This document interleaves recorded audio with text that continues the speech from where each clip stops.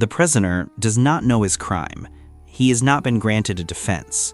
In fact, he doesn't even know he has been sentenced to death. He simply stands in the stifling heat of a desert island before a massive, gleaming machine of iron and glass, an apparatus designed to carve the law he broke directly into his own living flesh. Welcome to the Dupin Files. Today, we unseal a field report from the edge of human empathy, a place where justice is no longer a matter of words or courtrooms, but a matter of cold, unyielding mechanics. The process takes 12 hours of meticulous, agonizing precision. The officer in charge treats the device like a work of art, governed by one terrifying principle, that guilt is always beyond a shadow of a doubt. We are investigating In the Penal Colony by Franz Kafka. It is a chillingly prophetic vision of a world where human empathy has been replaced by the precision of a machine, and where the human body is viewed as nothing more than parchment for the state's decrees. The gears are greased and the needles are sharpened. Let's open the file. "It's a remarkable apparatus," said the officer to the explorer, and gazed with a certain look of admiration at the device, with which he was, of course, thoroughly familiar. It appeared that the traveler had responded to the invitation of the commandant only out of politeness, when he had been asked to attend the execution of a soldier condemned for disobeying and insulting his superior. Interest in this execution was not really very high, even in the penal colony itself. At least here, in the small, deep, sandy valley, closed in on all sides by barren slopes, apart from the officer and the traveler, there were present only the condemned, a vacant-looking man with a broad mouth and dilapidated hair and face, and the soldier, who held the heavy chain to which were connected the small chains, which bound the condemned man by his feet and wrist bones, as well as by his neck, and which were also linked to each other by connecting chains. The condemned man, incidentally, had an expression of such dog-like resignation that it looked as if one could set him free to roam around the slopes and would only have to whistle at the start of the execution for him to return. The traveler had little interest in the apparatus and walked back and forth behind the condemned man, almost visibly indifferent, while the officer took care of the final preparations. Sometimes he crawled under the apparatus, which was built deep into the earth, and sometimes he climbed up a ladder to inspect the upper parts. These were jobs that really could have been left to a mechanic, but the officer carried them out with great enthusiasm, maybe because he was particularly fond of this apparatus. Or maybe there was some other reason why the work could not be entrusted to anyone else. "It's all ready now," he finally cried, and climbed back down the ladder. He was unusually tired, breathing with his mouth wide open, and he had pushed 2 fine ladies' handkerchiefs under the collar of his uniform at the back. "These uniforms are really too heavy for the tropics," the traveler said, instead of asking some questions about the apparatus, as the officer had expected. "That's true," said the officer. He washed the oil and grease from his dirty hands in a bucket of water standing ready. "But they mean home, and we don't want to lose our homeland. Now have a look at this apparatus," he added immediately, drying his hands with a towel and at the same time pointing to the apparatus. "Up to this point, I still had to do some work by hand, but from now on, the apparatus works entirely on its own." The traveler nodded and followed the officer. The latter tried to protect himself against all eventualities by saying, Of course, breakdowns do happen. I really hope none will occur today, but we must be prepared for them. The apparatus is supposed to keep going for 12 hours without interruption, but if any breakdowns occur, they are only very minor and will be dealt with right away. Don't you want to sit down? He asked finally. Out of a pile of cane chairs, he pulled out one and offered it to the traveler. The latter could not refuse. He was now sitting on the edge of a pit, into which he cast a fleeting glance. It was not very deep. On one side of the hole, the piled earth was heaped up into a wall. On the other side stood the apparatus. I don't know whether the commandant has already explained the apparatus to you. The traveler made a vague gesture with his hand. That was good enough for the officer, for now he could explain the apparatus himself. This apparatus, he said, grasping a connecting rod and leaning against it, is our previous commandant's invention. I also worked with him on the very first tests and took part in all the work right up to its completion. However, the credit for the invention belongs entirely to him alone. Have you heard of our previous commandant? No? Well, I'm not exaggerating when I say that the organization of the entire penal colony is his work. We, his friends, already knew at the time of his death that the administration of the colony was so self-sufficient that even if his successor had 1,000 new plans in mind, he would not be able to alter anything of the old plan, at least not for several years. And our prediction has held. The new commandant has had to recognize that. It's a shame that you didn't know the previous commandant. However, I'm chattering, and his apparatus stands here in front of us. As you see, it consists of 3 parts. With the passage of time, certain popular names have been developed for each of these parts. The one underneath is called the bed. The upper one is called the inscriber.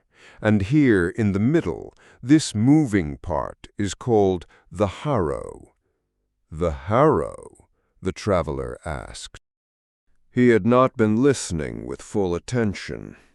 The sun was excessively strong, trapped in the shadowless valley, and one could hardly collect one's thoughts.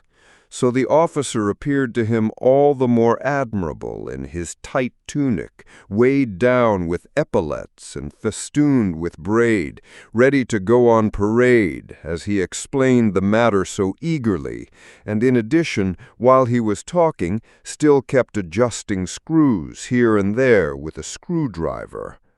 The soldier appeared to be in a state similar to the traveler. He had wound the condemned man's chain around both his wrists and was supporting himself with his hand on his weapon, letting his head hang backward, not bothering about anything. The traveler was not surprised at that, for the officer spoke French, and clearly neither the soldier nor the condemned man understood the language. So it was certainly all the more striking that the condemned man, in spite of that, did what he could to follow the officer's explanations. With a sort of sleepy persistence, he kept directing his gaze to the place where the officer had just pointed, and when a question from the traveler interrupted the officer, the condemned man looked at the traveler too, just as the officer was doing. Yes, the harrow, said the officer. The name fits. The needles are arranged as in a harrow, and the whole thing is driven like a harrow, although it stays in one place and is, in principle, much more artistic. Anyway, you'll understand in a moment. The condemned is laid out here on the bed. I'll describe the apparatus first, and only then let the procedure perform on its own. That way you'll be able to follow it better. Also, a gear wheel in the inscriber is excessively worn. It really squeaks. When it's in motion, one can hardly make oneself understood. Unfortunately, replacement parts are difficult to come by in this place. So, here is the bed, as I said.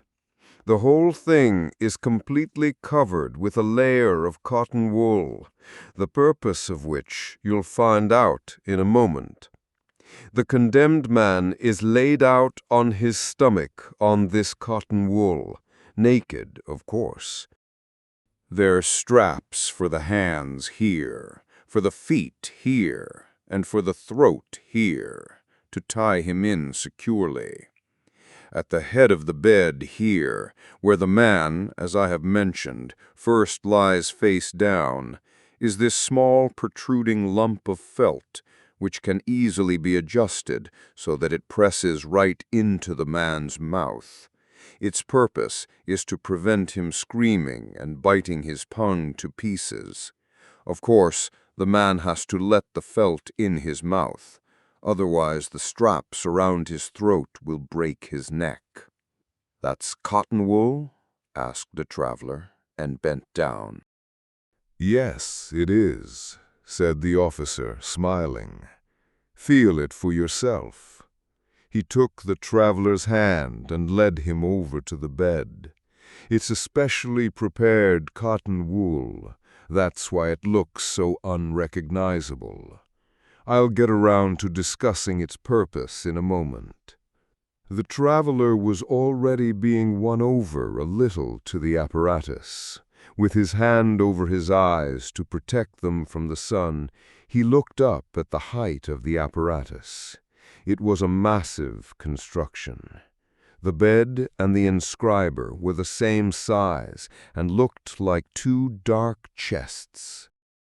The inscriber was set about 2 meters above the bed, and the two were joined together at the corners by 4 brass rods, which almost sparkled in the rays of the sun. The harrow hung between the chests on a band of steel. The officer had hardly noticed the earlier indifference of the traveler, but now had a sense of the latter's growing interest. So he paused in his explanation in order to allow the traveler time to observe the apparatus undisturbed. The condemned man imitated the traveler, but since he could not put his hand over his eyes, he blinked upward with his eyes uncovered. "So, now the man is lying down," said the traveler. He leaned back in his chair and crossed his legs. "Yes," said the officer. He pushed his cap back a little and ran his hand over his hot face. "Now listen. Both the bed and the inscriber have their own electric batteries. The bed needs them for itself, and the inscriber for the harrow. As soon as the man is strapped in securely, the bed is set in motion. It quivers with tiny, very rapid oscillations from side to side and up and down simultaneously. You will have seen similar devices in mental hospitals. Only with our bed, all movements are precisely calibrated, for they must be meticulously coordinated with the movements of the harrow. But it's the harrow which has the job of actually carrying out the sentence." "What is the sentence?" the traveler asked. "You don't even know that?" asked the officer in astonishment, and bit his lip. "Forgive me if my explanations are perhaps confused. I really do beg your pardon. Previously, it was the commandant's habit to provide such explanations, but the new commandant has excused himself from this honorable duty." However, the fact that with such an eminent visitor, the traveler tried to deflect the honor with both hands, but the officer insisted on the expression. That with such an eminent visitor, he didn't even once make him aware of the form of our sentencing is yet again something new, which he had a curse on his lips, but controlled himself, and said merely, "I was not informed about it. It's not my fault." In any case, I'm certainly the person best able to explain our style of sentencing, for here I am carrying, he patted his breast pocket, the relevant diagrams drawn by the previous commandant. Diagrams made by the commandant himself? Asked the traveler. Then was he in his own person a combination of everything? Was he soldier, judge, engineer, chemist, and draftsman? He was indeed, said the officer, nodding his head with a fixed and thoughtful expression. Then he looked at his hands, examining them. They didn't seem to him clean enough to handle the diagrams. So he went to the bucket and washed them again. Then he pulled out a small leather folder and said, "Our sentence does not sound severe. The law that a condemned man has violated is inscribed on his body with the harrow. This condemned man, for example, will have inscribed on his body, 'Honor your superiors.'" The traveler had a quick look at the man. When the officer was pointing at him, the man kept his head down and appeared to be directing all his energy into listening in order to learn something. But the movements of his pouting lips, which were pressed close together, showed clearly that he was incapable of understanding anything. The traveler wanted to raise various questions, but after looking at the condemned man, he merely asked, "Does he know his sentence?" "No," said the officer. He wished to get on with his explanation right away, but the traveler interrupted him. "He doesn't know his own sentence?" "No," said the officer once more. He then paused for a moment, as if he were requesting from the traveler a more detailed reason for his question, and said, "It would be useless to give him that information. He experiences it on his own body." The traveler really wanted to keep quiet at this point, but he felt how the condemned man was gazing at him. He seemed to be asking whether he could approve of the process the officer had described. So the traveler, who had been leaning back until this point, bent forward again and kept up his questions.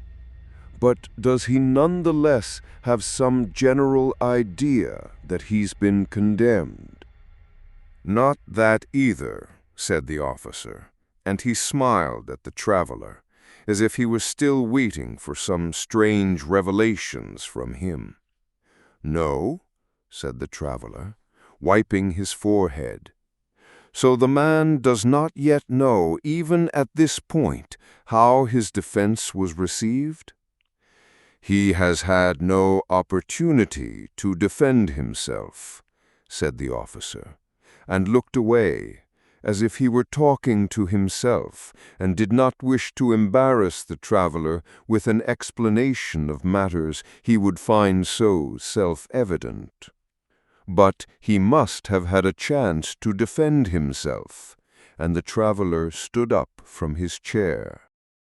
The officer recognized that he was in danger of having his explanation of the apparatus held up for a long time, so he went to the traveler, took him by the arm, pointed with his hand at the condemned man, who stood there stiffly now that the attention was so clearly directed at him. The soldier was also pulling on his chain, and said, "The matter stands like this. Here in the Penal Colony, I have been appointed judge, in spite of my youth, for I stood at the side of our previous commandant in all matters of punishment, and I also know the most about the apparatus. The basic principle I use for my decisions is this: guilt is always beyond a doubt. Other courts could not follow this principle, for they are made up of many heads, and in addition have even higher courts above them.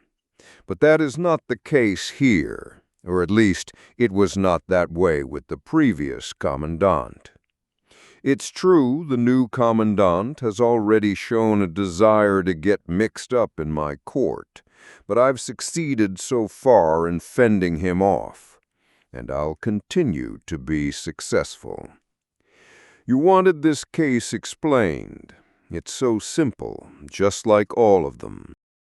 This morning a captain laid a charge that this man, who is assigned to him as a servant and who sleeps before his door, had been sleeping on duty.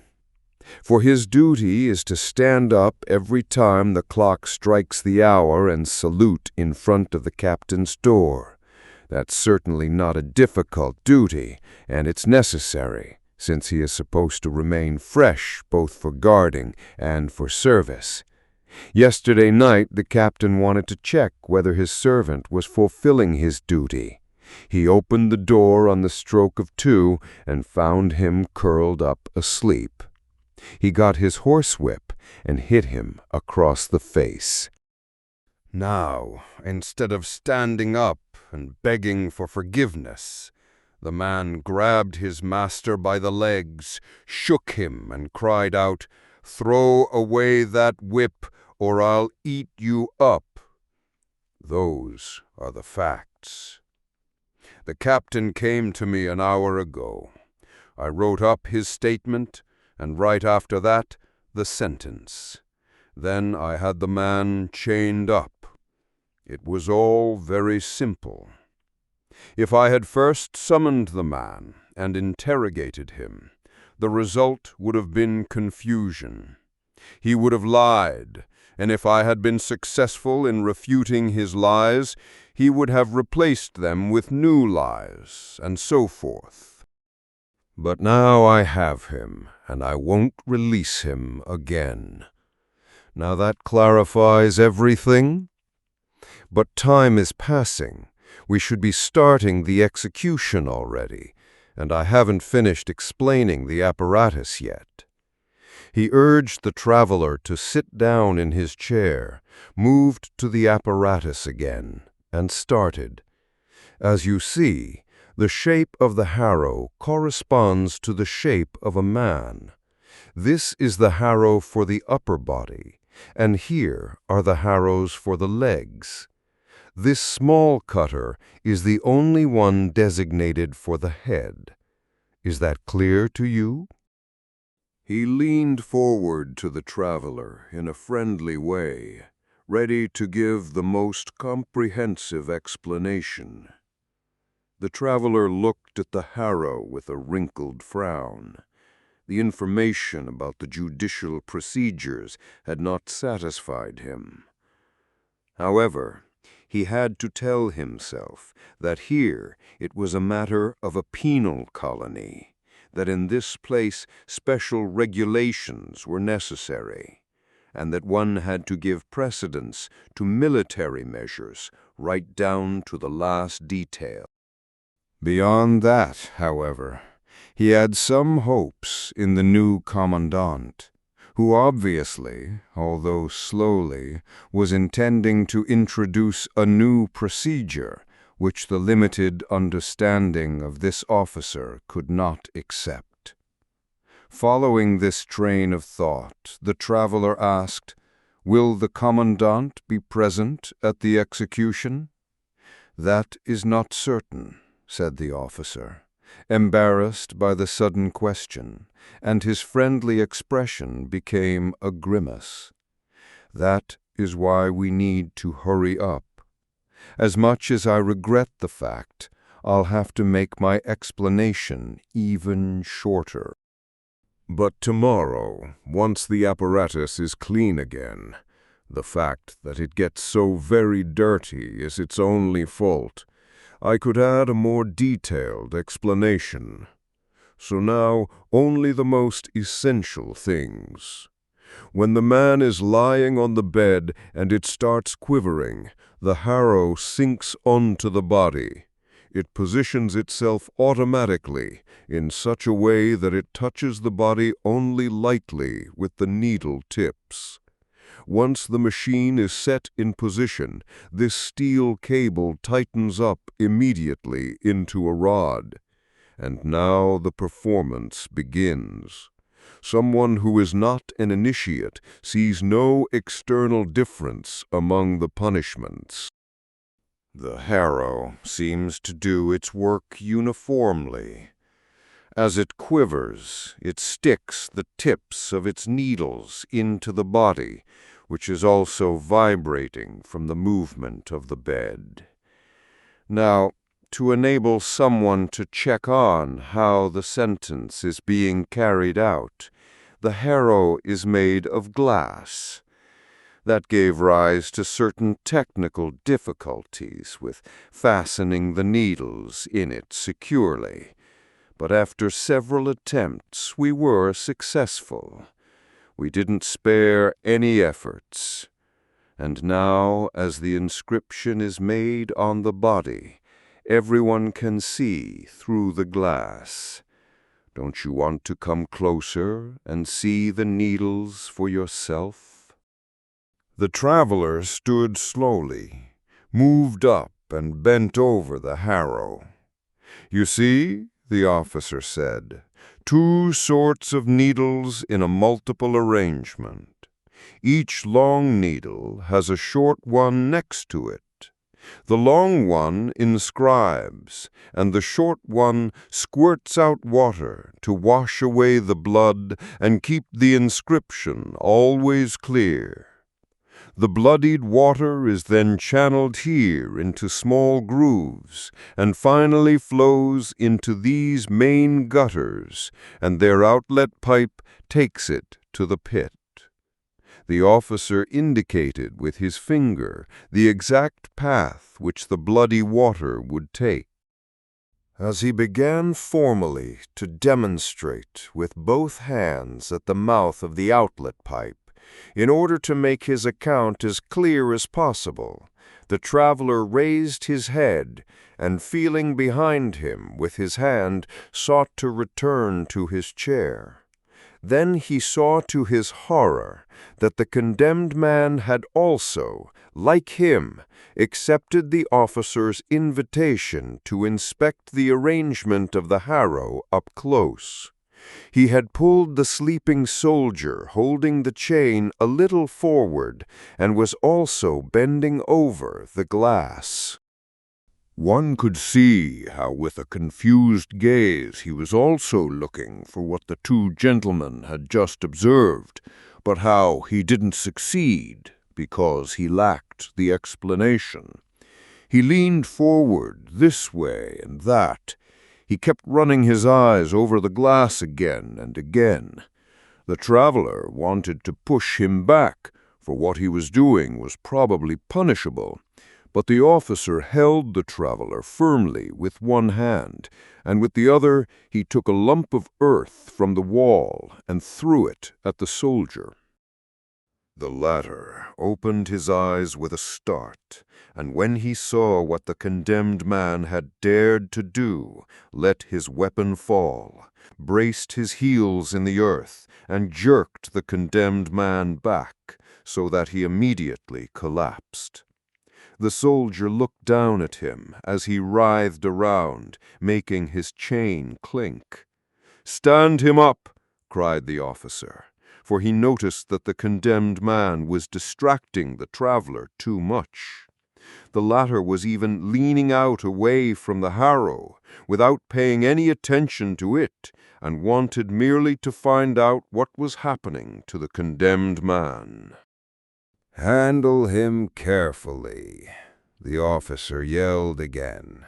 He ran around the apparatus, personally grabbed the condemned man under the armpits, and with the help of the soldier straightened up the man whose feet kept slipping. "Now I know all about it," said the traveler, as the officer turned back to him again. "Except the most important thing," said the latter. He grabbed the traveler by the arm and pointed up high. "There, in the inscriber, is the mechanism which determines the movement of the harrow, and this mechanism is arranged according to the diagram on which the sentence is set down." "I still use the diagrams of the previous commandant. Here they are." He pulled some pages out of the leather folder. "Unfortunately, I can't hand them to you. They're the most cherished thing I possess. Sit down, and I'll show them to you from this distance. Then you'll be able to see it all well." He showed the first sheet. The traveler would have been happy to say something appreciative, but all he saw was a labyrinthine series of lines crisscrossing each other in all sorts of ways. These covered the paper so thickly that only with difficulty could one make out the white spaces in between. "Read it," said the officer. "I can't," said the traveler. "But it's clear," said the officer. "It's very elaborate," said the traveler evasively, "but I can't decipher it." "Yes," said the officer, laughing and putting the folder back again. "It's not calligraphy for school children. One has to read it a long time. You, too, would finally understand it clearly. Of course, it has to be a script that isn't simple. You see, it's not supposed to kill right away, but on average over a period of 12 hours. The turning point is set for the 6th hour. There must also be many, many embellishments surrounding the basic script. The essential script moves around the body only in a narrow belt. The rest of the body is reserved for decoration.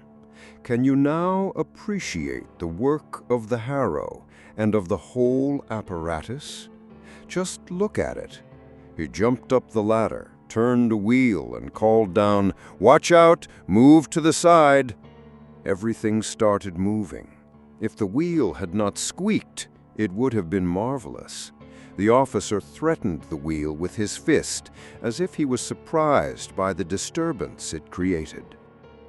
Then he spread out his arms at the traveler, apologized, and quickly clambered down in order to observe the operation of the apparatus from below. Something was still not working properly, something only he noticed. He clambered up again and reached with both hands into the inside of the inscriber. Then, in order to descend more quickly, instead of using the ladder, he slid down on one of the poles, and to make himself understandable through the noise, strained his voice to the limit as he yelled in the traveler's ear, "Do you understand the process? The harrow is starting to write. When it's finished with the first part of the script on the man's back, the layer of cotton wool rolls and turns the body slowly onto its side to give the harrow a new area. Meanwhile, those parts lacerated by the inscription are lying on the cotton wool, which, because it has been specially treated, immediately stops the bleeding and prepares the script for a further deepening. Here, as the body continues to rotate, prongs on the edge of the harrow then pull the cotton wool from the wounds, throw it into the pit, and the harrow goes to work again. In this way, it keeps making the inscription deeper for 12 hours. For the first 6 hours, the condemned man goes on living almost as before. he suffers nothing but pain. After 2 hours, the felt is removed, for at that point the man has no more energy for screaming. Here at the head of the bed, warm rice pudding is put in this electrically heated bowl. From this, the man, if he feels like it, can help himself to what he can lap up with his tongue. No one passes up this opportunity. I don't know of a single one, and I have had a lot of experience. He first loses his pleasure in eating around the 6th hour. I usually kneel down at this point and observe the phenomenon. The man rarely swallows the last bit. He merely turns it around in his mouth and spits it into the pit. When he does that, I have to lean aside, or else he'll get me in the face. But how quiet the man becomes around the 6th hour. The most stupid of them begins to understand. It starts around the eyes and spreads out from there. A look that could tempt one to lie down with him under the harrow. Nothing else happens. The man simply begins to decipher the inscription. He purses his lips as if he is listening. You've seen that it is not easy to figure out the inscription with your eyes, but our man deciphers it with his wounds. True, it takes a lot of work. It requires 6 hours to complete. But then the harrow spits him out completely and throws him into the pit, where he splashes down into the bloody water and cotton wool. Then the judgment is over, and we, the soldier and I, quickly bury him. The traveler had leaned his ear toward the officer, and with his hands in his coat pockets was observing the machine at work. The condemned man was also watching, but without understanding. As he bent forward a little and followed the moving needles, the soldier, after a signal from the officer, cut through the back of his shirt and trousers with a knife so that they fell off the condemned man. He wanted to grab the falling garments to cover his bare flesh, but the soldier held him up high and shook the last rags from him. The officer turned the machine off, and in the silence which then ensued, the condemned man was laid out under the harrow. The chains were taken off, and the straps fastened in their place. For the condemned man, it seemed at first glance to signify almost a relief. And now the harrow sunk down a stage lower still, for he was a thin man. As the needle tips touched him, a shudder went over his skin. While the soldier was busy with the right hand, the condemned man stretched out his left with no sense of its direction, but it was pointing to where the traveler was standing. The officer kept looking at the traveler from the side, without taking his eyes off him, as if he was trying to read from his face the impression he was getting of the execution, which he had now explained to him, at least superficially.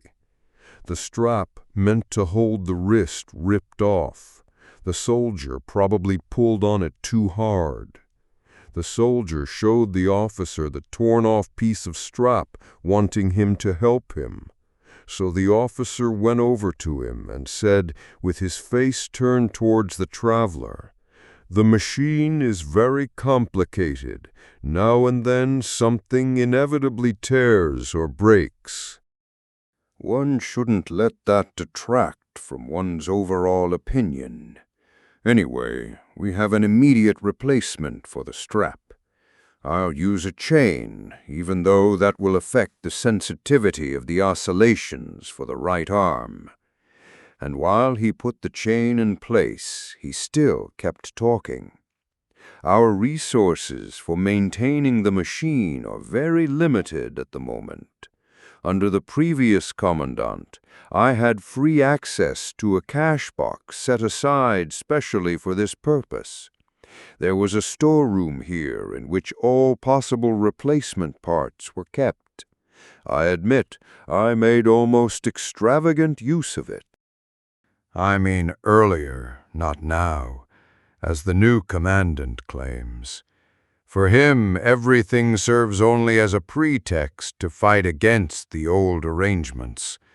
Now he keeps the cash box for machinery under his own control. And if I ask him for a new strap, he demands the torn one as a piece of evidence. The new one doesn't arrive for 10 days, and then it's an inferior brand of not much use to me. But how am I supposed to get the machine to work in the meantime without a strap? No one's concerned about that. The traveler thought about the situation. It is always questionable to intervene decisively in strange circumstances. He was neither a citizen of the Penal Colony nor a citizen of the state to which it belonged. If he wanted to condemn this execution, or even hinder it, people could say to him, "You are a foreigner, keep quiet." He would have nothing to say in response to that, but could only add that he did not understand what he was doing on this occasion, for the purpose of his traveling was merely to observe and not to alter other people's judicial systems in any way. True, at this point, the way things were turning out, it was very tempting. The injustice of the process and the inhumanity of the execution were beyond doubt.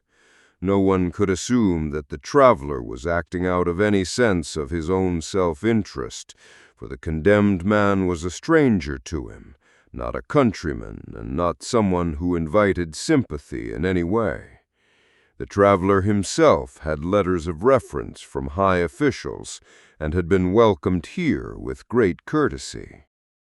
The fact that he had been invited to this execution even seemed to indicate that people were asking for his judgment of this court.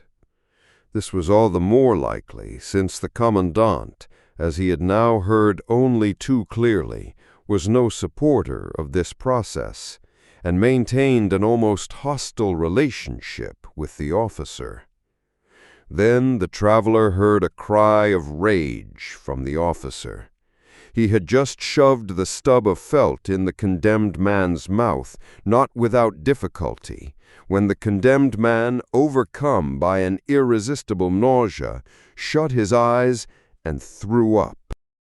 The officer quickly yanked him up off the stump and tried to turn his head aside toward the pit. But it was too late. The vomit was already flowing down onto the machine. "This is all the commandant's fault," cried the officer, as he mindlessly rattled the brass rods at the front. "My machine is filthy as a pigsty." With trembling hands, he indicated to the traveler what had happened. "Haven't I spent hours trying to make the commandant understand that a day before the execution there should be no more food served?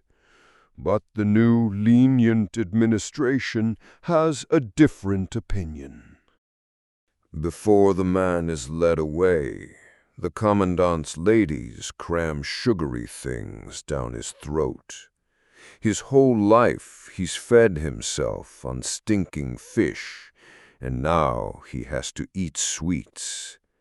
But that would be all right. I'd have no objections. But why don't they get a new felt, the way I've been asking him for 3 months now? How can anyone take this felt into his mouth without feeling disgusted, something that more than 100 men have sucked and bitten on as they were dying? The condemned man had laid his head down and appeared peaceful. The soldier was busy cleaning up the machine with the condemned man's shirt. The officer went up to the traveler, who, feeling some premonition, took a step backwards. But the officer grasped him by the hand and pulled him aside. "I want to speak a few words to you in confidence," he said. "May I do that?" "Of course," said the traveler, and listened with his eyes lowered. "This process and this execution, which you now have an opportunity to admire, have at present no more open supporters in our colony. I am its single defender, and at the same time the single advocate for the legacy of the old commandant. I can no longer think about a more extensive organization of the process. I am using all my powers to maintain what there is at present.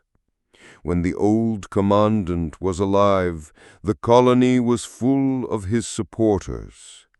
I have something of the old commandant's persuasiveness, but I completely lack his power, and as a result, the supporters have gone into hiding. There are still a lot of them, but no one admits to it. If you go into a tea house today, that is to say on a day of execution, and keep your ears open, perhaps you'll hear nothing but ambiguous remarks. They are all supporters, but under the present commandant, considering his present views, they're totally useless to me.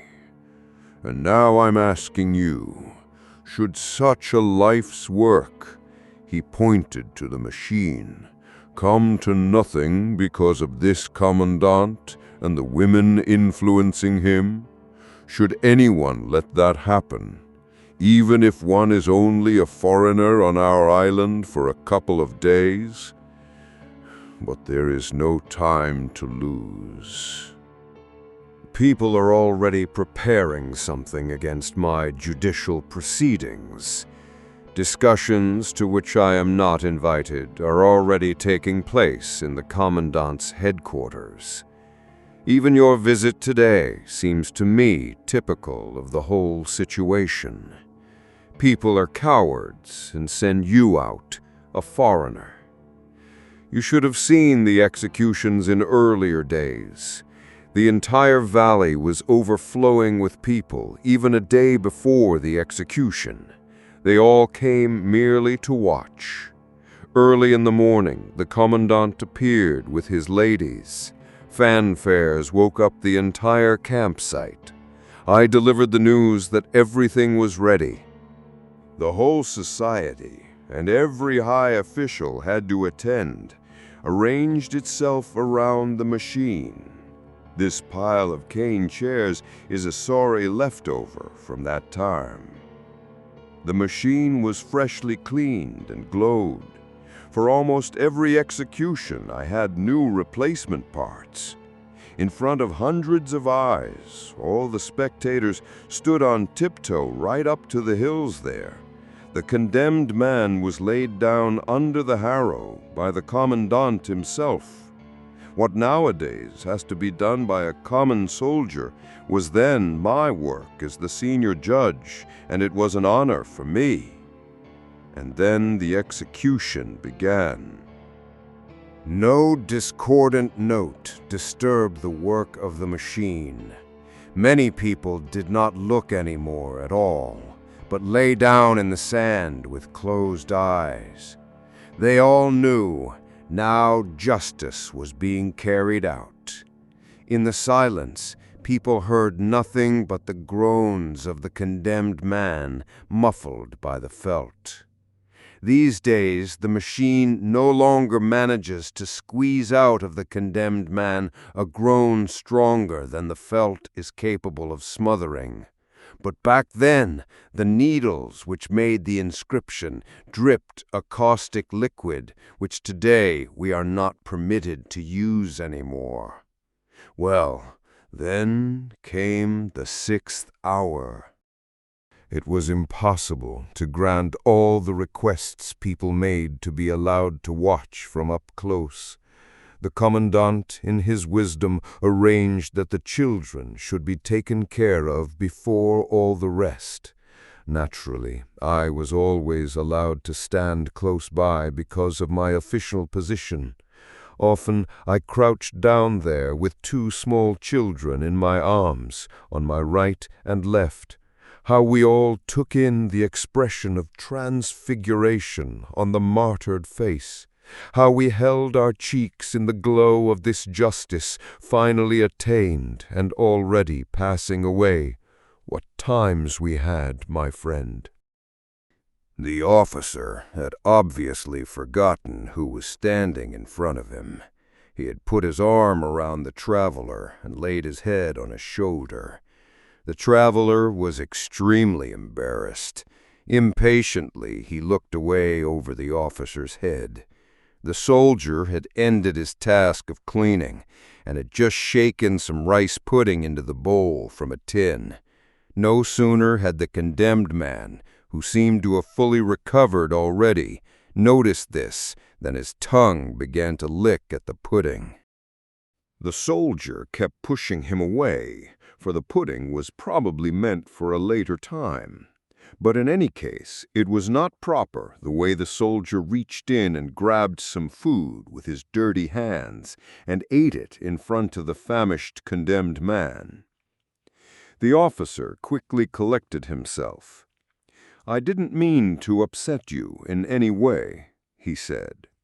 "I know it is impossible to make someone understand those days now. Besides, the machine still works and operates on its own. It operates on its own even when it is standing alone in this valley." And at the end, the body still keeps falling in that incredibly soft flight into the pit, even if hundreds of people are not gathered like flies around the hole the way they used to be. Back then, we had to erect a strong railing around the pit. It was pulled out long ago. The traveler wanted to turn his face away from the officer and looked aimlessly around him. The officer thought he was looking at the wasteland of the valley, so he grabbed his hands, turned him around in order to catch his gaze, and asked, "Do you see the shame of it?" But the traveler said nothing. The officer left him alone for a while. With his legs apart and his hands on his hips, the officer stood still and looked at the ground. Then he smiled at the traveler cheerfully and said, "Yesterday I was nearby when the commandant invited you. I heard the invitation. I know the commandant. I understood right away what he intended with his invitation. Although his power might be sufficiently great to take action against me, he doesn't yet dare to. But my guess is that with you, he is exposing me to the judgment of a respected foreigner. He calculates things with care. You are now in your 2nd day on the island. You didn't know the old commandant and his way of thinking. You are biased in your European way of seeing things. Perhaps you are fundamentally opposed to the death penalty in general, and to this kind of mechanical style of execution in particular. Moreover, you see how the execution is a sad procedure without any public participation, using a machine which is already somewhat damaged. Now, if we take all this together, so the commandant thinks, surely one could easily imagine that you would not consider my procedure appropriate. And if you didn't consider it right, you wouldn't keep quiet about it. I'm still speaking the mind of the commandant. For you no doubt have faith that your tried and true convictions are correct. It's true that you have seen many peculiar things among many peoples and have learned to respect them. Thus you will probably not speak out against the procedure with your full power, as you would perhaps in your own homeland. But the commandant doesn't really need that. A casual word, merely a careless remark, is enough. It doesn't have to match your convictions at all, so long as it apparently corresponds to his wishes. I'm certain he will use all his shrewdness to interrogate you, and his ladies will sit around in a circle and perk up their ears. You will say something like, "Among us, the judicial procedures are different," or, "With us, the accused is questioned before the verdict," or, "With us, the accused hears the judgment," or, "With us, there are punishments other than the death penalty," or, "With us, there was torture only in the Middle Ages." For you, all these observations appear as correct as they are self-evident, innocent remarks which do not impugn my procedure. But how will the commandant take them? I see him, our excellent commandant. The way he immediately pushes his stool aside and hurries out onto the balcony. I see his ladies, how they stream after him. I hear his voice. The ladies call it a thunder voice. And now he's speaking. A great Western explorer who has been commissioned to inspect judicial procedures in all countries has just said that our process, based on old customs, is inhuman. After this verdict of such a personality, it is of course no longer possible for me to tolerate this procedure. So from this day on, I am ordering, and so forth. You want to intervene? You didn't say what he is reporting? You didn't call my procedure inhumane? By contrast, in keeping with your deep insight, you consider it the most humane and the most worthy of human beings. You admire this machinery, but it is too late. You don't even go onto the balcony, which is already filled with ladies. You want to attract attention, you want to cry out, but a lady's hand is covering your mouth, and I and the old commandant's work are lost. The traveler had to suppress a smile. So the work which he had considered so difficult was easy. I said evasively, "You're exaggerating my influence. The commandant has read my letters of recommendation. He knows that I am no expert in judicial processes. If I were to express an opinion, it would be that of a lay person, no more significant than the opinion of anyone else, and in any case far less significant than the opinion of the commandant, who, as I understand it, has very extensive powers in this penal colony." If his views of this procedure are as definite as you think they are, then I'm afraid the time has surely come for this procedure to end without any need for my humble assistance. Did the officer understand by now? No, he did not yet grasp it. He shook his head vigorously, briefly looked back at the condemned man and the soldier, who both flinched and stopped eating the rice, went up really close up to the traveler, without looking into his face, but gazing at parts of his jacket, and said more quietly than before, "You don't know the commandant. Where he and all of us are concerned, you are, forgive the expression, to a certain extent innocent. Your influence, believe me, cannot be overestimated. In fact, I was blissfully happy when I heard that you were to be present at the execution by yourself. This arrangement of the Commandant was aimed at me, but now I'm turning it to my advantage. Without being distracted by false insinuations and disparaging looks, which could not have been avoided with a greater number of participants at the execution, you have listened to my explanation, looked at the machine, and are now about to view the execution. Your verdict is no doubt already fixed. If some small uncertainties still remain, witnessing the execution will remove them. And now I'm asking you, help me against the Commandant. The traveler did not let him go on talking. How can I do that? He cried. It's totally impossible. I can help you as little as I can harm you. You could do it, said the officer. With some apprehension, the traveler observed that the officer was clenching his fists. You could do it, repeated the officer, even more emphatically.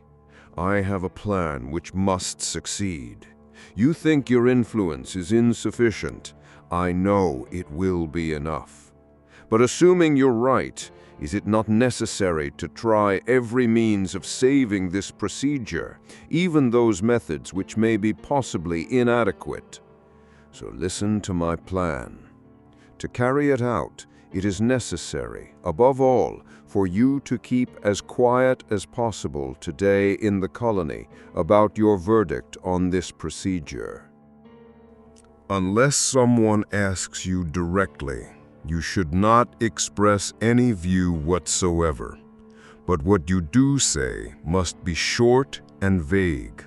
People should notice that it has become difficult for you to speak about the subject, that you feel bitter, that if you were to speak openly, you'd have to burst out cursing on the spot.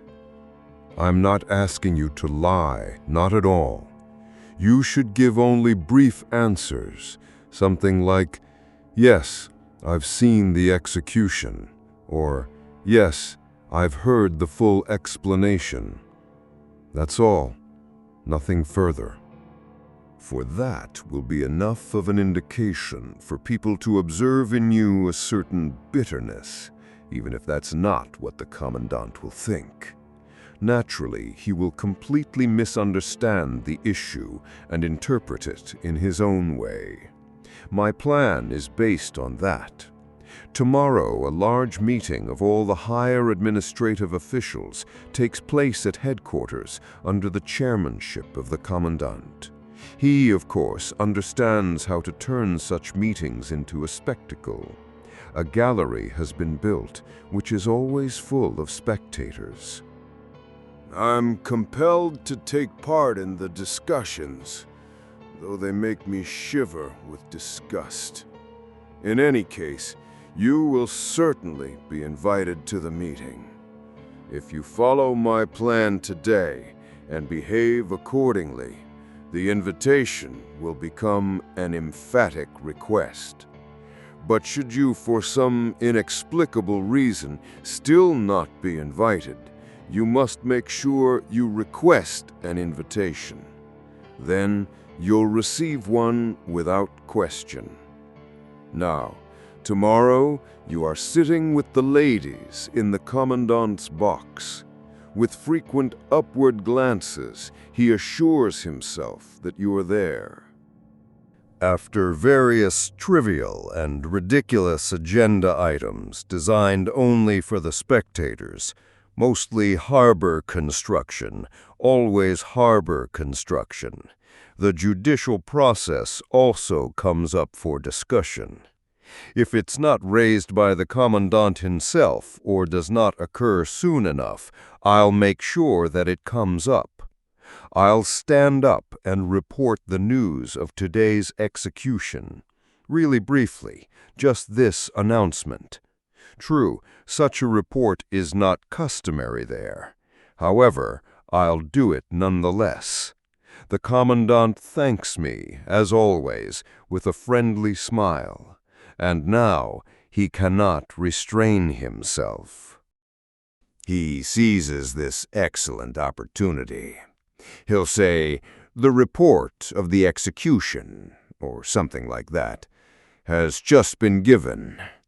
I would like to add to this report only the fact that this particular execution was attended by the great explorer, whose visit confers such extraordinary honor on our colony, as you all know.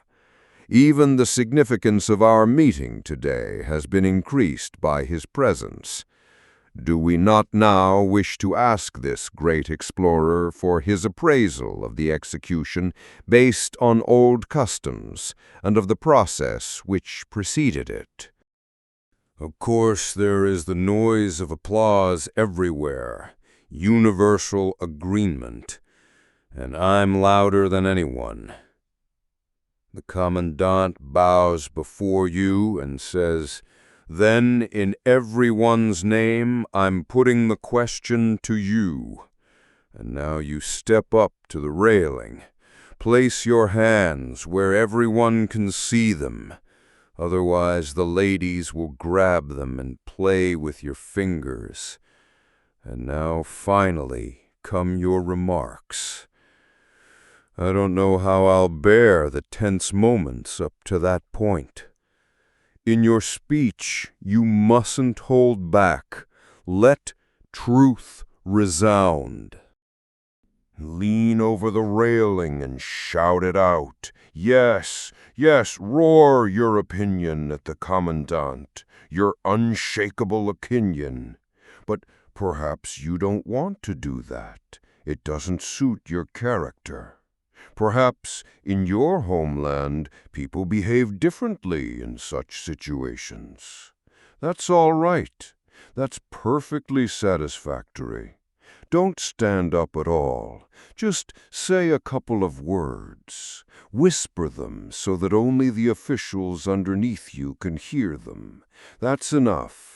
You don't even have to say anything at all about the lack of attendance at the execution, or the squeaking wheel, the torn strap, the disgusting felt. No. I'll take over all further details, and believe me, if my speech doesn't chase him out of the room, it will force him to his knees, so he'll have to admit it. Old Commandant, I bow down before you. That's my plan. Do you want to help me carry it out? But of course you want to. More than that, you have to." And the officer gripped the traveler by both arms and looked at him, breathing heavily into his face. He had yelled the last sentences so loudly that even the soldier and the condemned man were paying attention. Although they couldn't understand a thing, they stopped eating and looked over at the traveler, still chewing. From the very start, the traveler had had no doubts about the answer he must give. He had experienced too much in his life to be able to waver here. Basically, he was honest and unafraid. Still, with the soldier and the condemned man looking at him, he hesitated a moment. But finally he said, as he had to, "No." The officer's eyes blinked several times, but he did not take his eyes off the traveler. "Would you like an explanation?" asked the traveler. The officer nodded dumbly. "I am opposed to this procedure," said the traveler. "Even before you took me into your confidence, and of course I will never abuse your confidence under any circumstances, I was already thinking about whether I was entitled to intervene against this procedure, and whether my intervention could have even a small chance of success. And if that was the case, it was clear to me whom I had to turn to first of all, naturally to the Commandant. You have clarified the issue for me even more, but without reinforcing my decision in any way, quite the reverse. I find your conviction genuinely moving, even if it cannot deter me. The officer remained silent, turned toward the machine, and then grabbed one of the brass rods, and then, leaning back a little, looked up at the inscriber, as if he were checking that everything was in order. The soldier and the condemned man seemed to have made friends with each other. The condemned man was making signs to the soldier, although, given the tight straps on him, this was difficult for him to do. The soldier was leaning into him. The condemned man whispered something to him, and the soldier nodded. The traveler went over to the officer and said, "You don't yet know what I'll do. Yes, I will tell the commandant my opinion of the procedure, not in a meeting, but in private. In addition, I won't stay here long enough to be able to be called in to some meeting or other. Early tomorrow morning I leave, or at least I go on board ship." It did not look as if the officer had been listening. He said to himself, "So the process has not convinced you," and smiled the way an old man smiles over the silliness of a child, concealing his own true thoughts behind that smile. "Well then, it's time," he said finally, and suddenly looked at the traveler with bright eyes which contained some sort of demand, some appeal for participation. "Well then, it's time." "Time for what?" asked the traveler uneasily. But there was no answer. "You are free," the officer told the condemned man in his own language. At first the man did not believe him. "You are free now," said the officer. For the first time, the face of the condemned man showed signs of real life. Was it the truth? Was it only the officer's mood which could change? Had the foreign traveler brought him a reprieve? What was it? That is what the man's face seemed to be asking, but not for long. Whatever the case might be, if he could, he wanted to be truly free, and he began to shake back and forth as much as the harrow permitted. "You're tearing my straps!" cried the officer. "Be still, we'll undo them right away." And, giving a signal to the soldier, he set to work with him. The condemned man said nothing and laughed quietly to himself. At times he turned his face to the officer on the left and at times to the soldier on the right, without ignoring the traveler. "Pull him out," the officer ordered the soldier.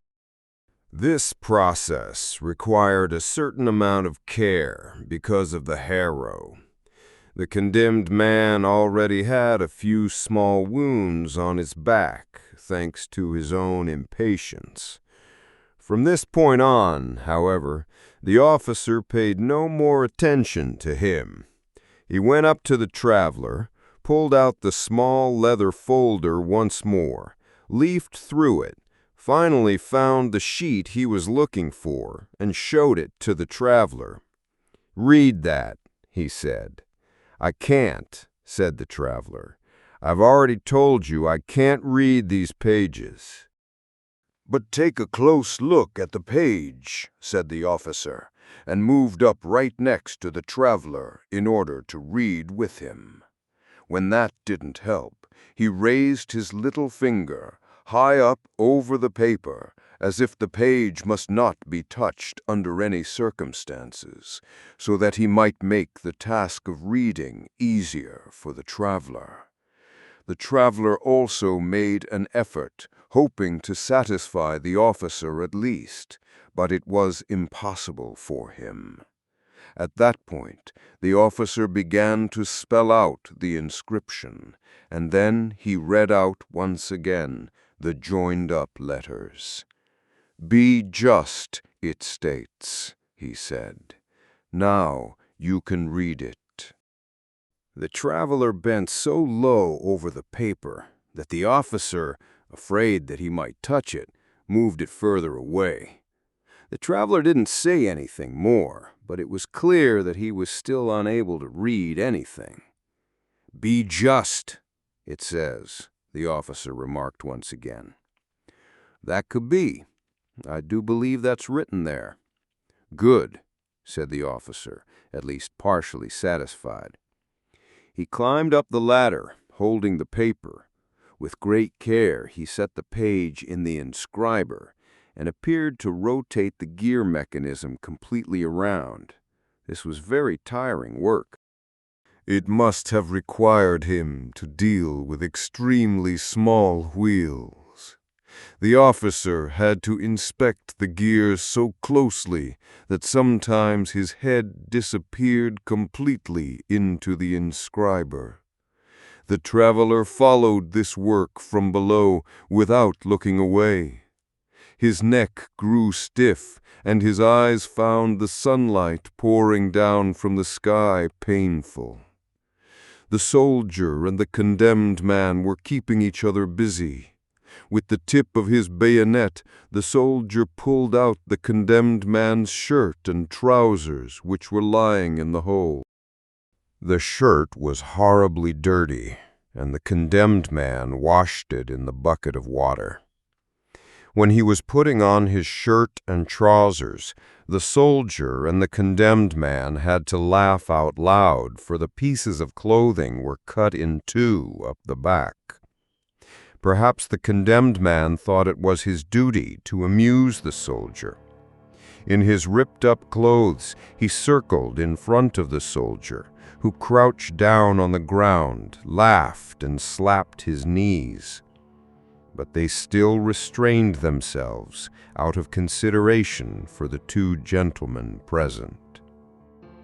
When the officer was finally finished up on the machine, with a smile he looked over the whole thing and all its parts once more, and this time closed the cover of the inscriber, which had been open up to this point. He climbed down, looked into the hole, and then at the condemned man, observed with satisfaction that his clothes had been hauled out, then went to the bucket of water to wash his hands, recognized too late that it was disgustingly dirty, and was upset that now he could not wash his hands. Finally, he pushed them into the sand. This option did not satisfy him, but he had to do what he could in the circumstances. Then he stood up and began to unbutton the coat of his uniform. As he did this, the two ladies' handkerchiefs, which he had pushed into the back of his collar, fell into his hands. "Here you have your handkerchiefs," he said, and threw them over to the condemned man. And to the traveler he said by way of an explanation, "Presents from the ladies." In spite of the obvious speed with which he took off the coat of his uniform and then undressed himself completely, he handled each piece of clothing very carefully, even running his fingers over the silver braids on his tunic with special care and shaking a tassel into place. But in great contrast to this care, as soon as he was finished handling an article of clothing, he immediately flung it angrily into the hole. The last items he had left were his short sword and its harness. He pulled the sword out of its scabbard, broke it in pieces, then gathered up everything, the pieces of the sword, the scabbard, and the harness, and threw them away so forcefully that they rattled against each other down in the pit. Now he stood there naked. The traveler bit his lip and said nothing, for he was aware what would happen, but he had no right to hinder the officer in any way. If the judicial process to which the officer clung was really so close to the point of being canceled, possibly as a result of the intervention of the traveler, something to which he, for his part, felt duty-bound, then the officer's actions were now completely correct. In his place, the traveler would not have acted any differently. At first, the soldier and the condemned man did not understand a thing. To begin with, they did not look, not even once. The condemned man was extremely happy to get the handkerchiefs back, but he was not permitted to enjoy them very long, because the soldier snatched them from him with a quick grab which he had not anticipated. The condemned man then tried to pull the handkerchiefs out from the soldier's belt, where he had put them for safekeeping, but the soldier was watching carefully. So they were fighting, half in jest. Only when the officer was fully naked did they start to pay attention. The condemned man especially seemed to be struck by a premonition of some sort of significant transformation. What had happened to him was now taking place with the officer. Perhaps this time the procedure would play itself out to its conclusion. The foreign traveler had probably given the order for it, so that was revenge. Without having suffered all the way to the end himself, nonetheless, he would be completely avenged. A wide, silent laugh now appeared on his face and never went away. The officer, however, had turned towards the machine. If earlier on it had already become clear that he understood the machine thoroughly, one could well be alarmed now at the way he handled it and how it obeyed him.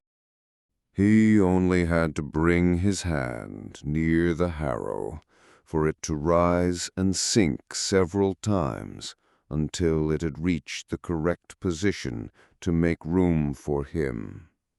He only had to grasp the bed by the edges, and it already began to quiver. The stump of felt moved up to his mouth.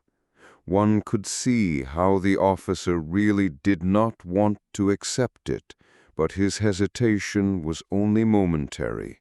He immediately submitted and took it in. Everything was ready, except that the straps still hung down on the sides, but they were clearly unnecessary. The officer did not have to be strapped down. When the condemned man saw the loose straps, he thought the execution would be incomplete unless they were fastened. He waved eagerly to the soldier, and they ran over to strap in the officer. The latter had already stuck out his foot to kick the crank designed to set the inscriber in motion. Then he saw the two men coming, so he pulled his foot back and let himself be strapped in. But now he could no longer reach the crank. Neither the soldier nor the condemned man would be able to find it, and the traveler was determined not to touch it.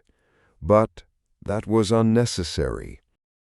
Hardly were the straps attached when the machine started working. The bed quivered, the needles danced on his skin, and the harrow swung up and down. The traveler had already been staring for some time before he remembered that a wheel in the inscriber was supposed to squeak. But everything was quiet, without the slightest audible hum. Because of its silent working, the machine didn't really attract attention. The traveler looked over at the soldier and the condemned man. The condemned man was the livelier of the two. Everything in the machine interested him. At times he bent down, at other times he stretched up, always pointing with his forefinger in order to show something to the soldier. For the traveler, it was embarrassing. He was determined to remain here until the end, but he could no longer endure the sight of the two men. "Go home," he said. The soldier might perhaps have been ready to do that, but the condemned man took the order as a direct punishment. With his hands folded, he pleaded to be allowed to stay there, and when the traveler shook his head and was unwilling to give in, he even knelt down. Seeing that orders were of no help here, the traveler was about to go over and chase the two away. Then he heard a noise from up in the inscriber. He looked up. Was a gear wheel still causing trouble? But it was something else. The lid on the inscriber was lifting up slowly. Then it fell completely open. The teeth of a cogwheel were exposed and lifted up. Soon the entire wheel appeared. It was as if some immense force was compressing the inscriber so that there was no longer sufficient room left for this wheel. The wheel rolled all the way to the edge of the inscriber, fell off, rolled upright a bit in the sand, and then fell over and lay still. But already up on the inscriber, another gear wheel was moving upwards. Several others followed, large ones, small ones, ones hard to distinguish. With each of them the same thing happened. One kept thinking that now the inscriber must surely already be empty, but then a new cluster with lots of parts would move up, fall down, roll in the sand, and lie still. With all this going on, the condemned man totally forgot the traveler's order. The gear wheels completely delighted him. He kept wanting to grab one, and at the same time he was urging the soldier to help him. But he kept pulling his hand back, startled, for immediately another wheel followed, which, at least in its initial rolling, surprised him. The traveler, by contrast, was very upset. Obviously, the machine was breaking up. Its quiet operation had been an illusion. He felt as if he had to look after the officer now, that the latter could no longer look after himself. But while the falling gear wheels were claiming all his attention, he had neglected to look at the rest of the machine. However, when he now bent over the harrow, once the last gear wheel had left the inscriber, he had a new, even more unpleasant surprise. The harrow was not writing, but only stabbing, and the bed was not rolling the body, but lifting it, quivering up into the needles. The traveler wanted to reach in to stop the whole thing, if possible. This was not the torture the officer wished to attain. It was murder, pure and simple. He stretched out his hands. But at that point, the harrow was already moving upwards and to the side with the skewered body, just as it did in other cases, but only in the 12th hour. Blood flowed out in hundreds of streams, not mixed with water. The water tubes had failed to work this time as well. Then one last thing went wrong. The body would not come loose from the long needles. Its blood streamed out, but it hung over the pit without falling. The harrow wanted to move back to its original position, but as if realizing that it could not free itself of its load, it remained over the hole. "Help!" the traveler yelled out to the soldier and the condemned man, and he himself grabbed the officer's feet. He wanted to push against the feet himself and have the two others grab the officer's head from the other side, so he could be slowly lifted off the needles. But now the two men could not make up their minds whether to come or not. The condemned man turned away at once. The traveler had to go over to him and drag him to the officer's head by force. At this point, almost against his will, the traveler looked at the face of the corpse. It was as it had been in life. He could discover no sign of the promised transfiguration. What all the others had found in the machine, the officer had not. His lips were pressed firmly together. His eyes were open and looked as they had when he was alive. His gaze was calm and convinced.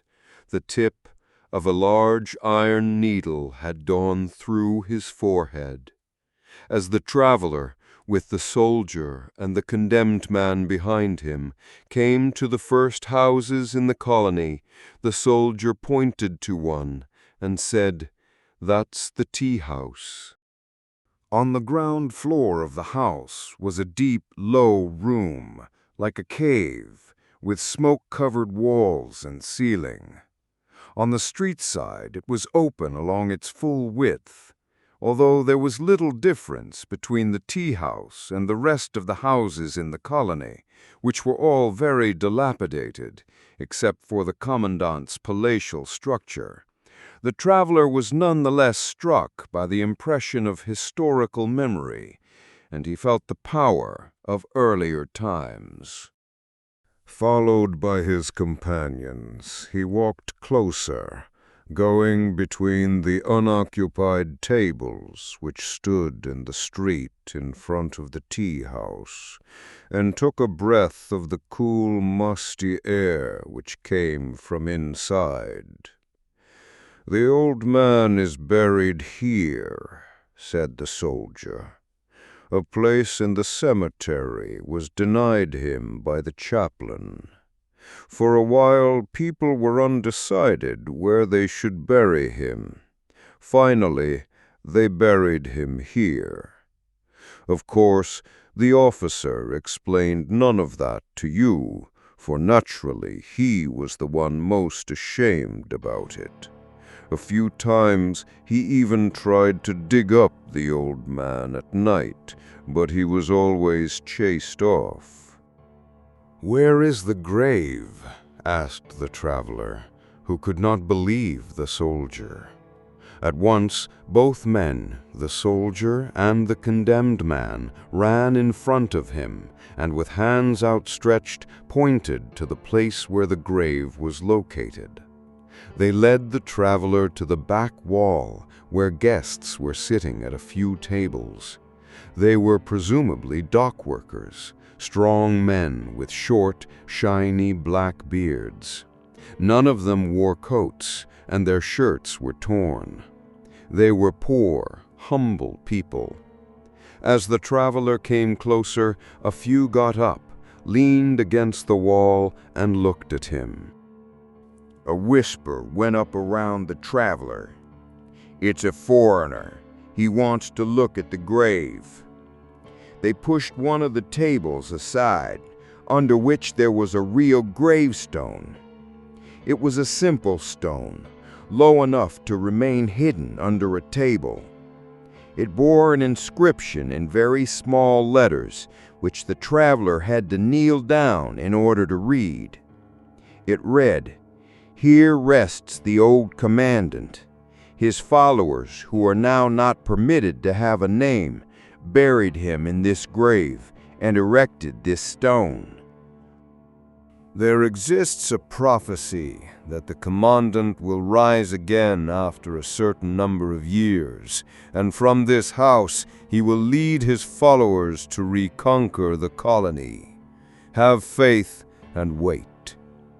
When the traveler had read it and got up, he saw the men standing around him and smiling, as if they had read the inscription with him, found it ridiculous, and were asking him to share their opinion.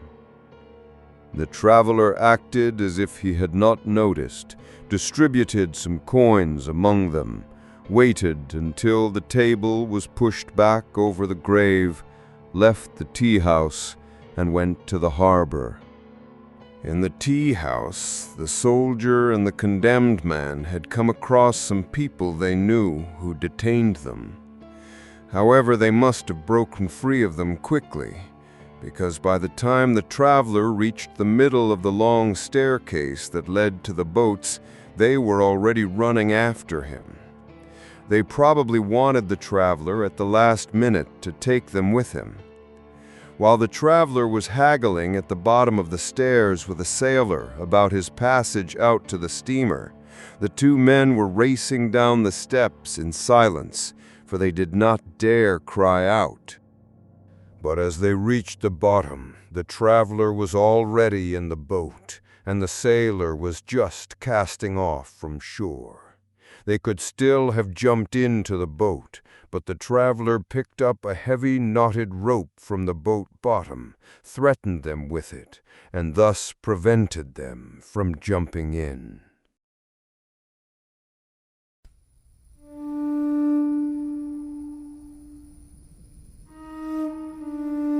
That is the sound of a system falling apart. In the Penal Colony remains perhaps the most visceral and demanding entry in the Kafka archive. Written in 1914 and first published in 1919, it feels as though Kafka was looking into a crystal ball, foreseeing a century where the machinery of death and the cold machinery of bureaucracy would become indistinguishable. It is a grueling autopsy of institutionalized fanaticism and the banality of evil, a concept that fits the officer perfectly. He isn't a screaming sadist, he is a technician. He treats this engine of torture with the meticulous care of an engineer, obsessing over gears and grease. He represents the ultimate danger of the modern age, the man who places the smooth operation of the system far above the life of the human being strapped to it. The philosophy of this colony is rooted in the terrifying idea that the law is absolute and physical. The officer believes that after 6 hours of being carved by the machine, the victim reaches a state of enlightenment, a spiritual awakening where they finally read the law through their own wounds.